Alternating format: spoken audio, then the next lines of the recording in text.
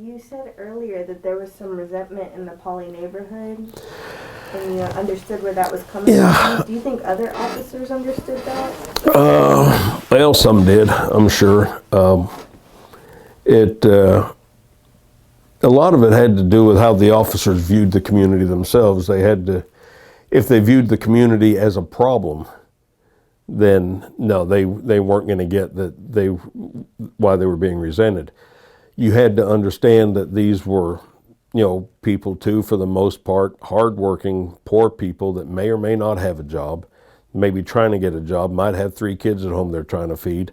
And it was hard for the police to relate to them because we had jobs, we had money that we could at least feed our families.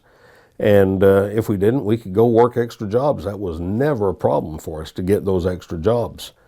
So it was hard to see that side of it for them.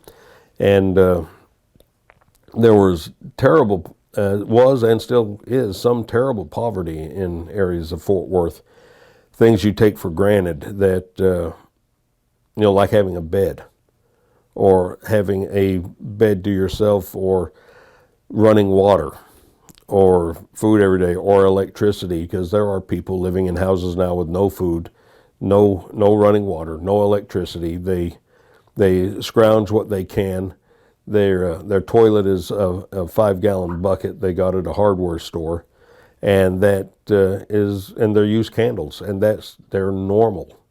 And some people would look at that and be repulsed and think that's just because that they are the problem themselves, and they're with no work ethic or whatever. And it's not until those officers begin to realize that these are people that have real problems that may or may not be of their own fault, but even if they are their own fault, you can still help them.